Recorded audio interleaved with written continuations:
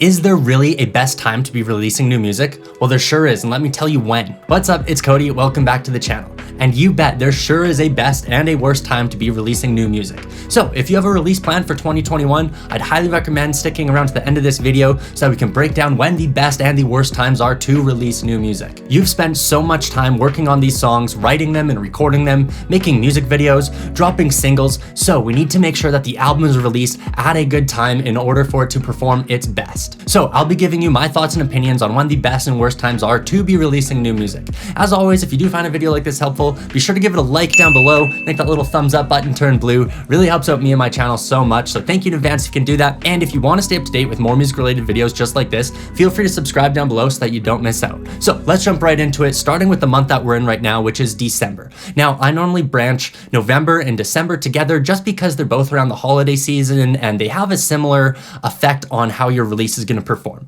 Now, typically, I don't like releasing in November and December myself. I find that it's a bad time of year for smaller artists. The industry really seems to slow down as music industry professionals start to travel and they spend their time with their family, and their focus isn't necessarily on releasing new music. This is also when you're going to see large artists on major record labels dropping albums in the last quarter of the year. They want to get some of that holiday retail spike and some of that Christmas shopping spike for their merchandise and for their vinyls and CDs. So this is a good time for larger artists, but it can definitely make a smaller artist just fly right under the radar. Typically, you only want to be releasing in these months if you have a holiday song or a Christmas song or some sort of New Year themed music, but other than that, I normally recommend staying away from November and December.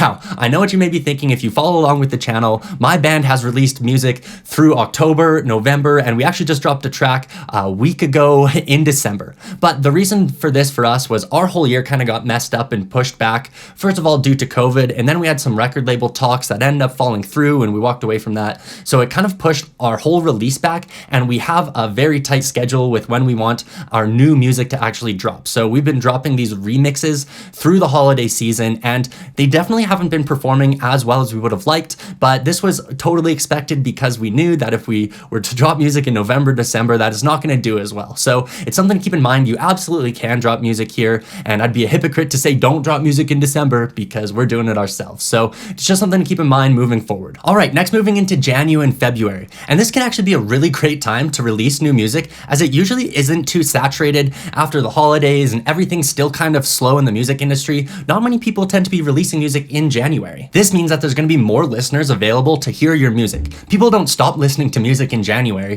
The industry just isn't as quick, and not many people are releasing music in January or February, so this can be a really great time to release music. Now, some themes that tend to do really well with New Year's resolutions are upbeat workout type songs or some sort of positive anthems behind the music. So if you already have some of these songs and think about releasing something upbeat and cheerful and positive, this could be a really great time to do this in January and February. Now, there's a couple cons to releasing music in January and February, but this is only if you're a touring act, which probably won't be an issue this year, but moving forward through the next few years, something to keep in mind if you do want to release music in January and February is that touring is not very fun in the winter in North America. It's cold, you can run into snowstorms, you cannot make it to some shows sometimes because of bad road conditions. So if you are a touring act and you're planning on doing a release tour with your music, this is definitely something to think about if you want to release in January or February or over the winter in general. All right, jumping into March. March typically isn't the best time to release music, mainly because South by Southwest Music Festival down in Austin, Texas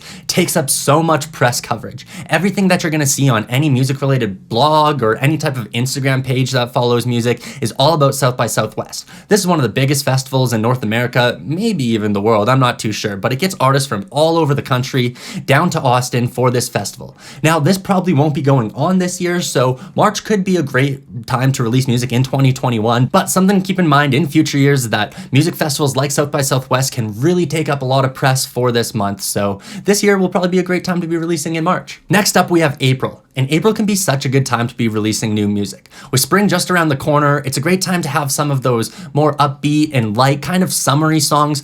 Everybody's starting to think about the summer and think about the nice weather. So having a hopeful, positive message with your music can be a really great thing if you're releasing music in April. Coasting out of April and into May and June, these can be really, really great months to be releasing new music. Everybody's starting to think about the summer music festival season. School's just getting out, so you have an audience that was tied up with finals and exams back in April, and now they're out of school and they want their summer jams. So this can be a great time to showcase your energetic side with some summer fun songs, getting into a little bit more upbeat music and really thinking about the summertime. I mean, May and June is when the weather starts to turn around. Like I said, we have all these cool music festivals rolling through, which probably once again won't be happening this year, but I think May and June are probably some of the best times to be releasing music.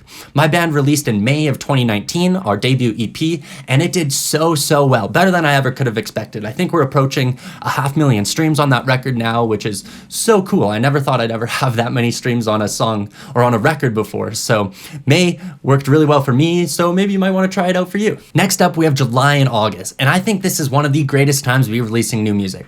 Everybody's in full summer mode, listen to those beach day anthems, and this can be such a great time to be dropping new tunes as everybody's listening to music all day long, enjoying the sun, and just having a really good time, not worrying about school. And this is normally when we see the peak in music festival season. Everybody's got music on the mind. They want to go see new shows and hear new bands and go to some fun concerts, which once again, nobody knows what 2021's looking like, but I think July and August are two of the greatest months that you could be releasing your music. Coasting out of the summer and getting back in the fall with September and October is when things start to get back to normal with the world. People are going back to school, the music industry is getting back into office, and their summer vacation's fully over, so these are two of my favorite months to be releasing music. My band actually put out music in September and October. We dropped a single in September and then had an acoustic reimagined EP drop in October, and it did really well for us. Everybody who was in school had some great study tunes. The music industry was really receptive to it because everybody was over their summer days and ready to get back into the swing of things and back into working, and everybody just seems to be ready for a little post-summer pick-me-up, and that's exactly what your music could be if you choose to release in September and October. With it being the fall season, this can be a great time to show off different sides of your music. This is when you get into your sad boy, moody tunes,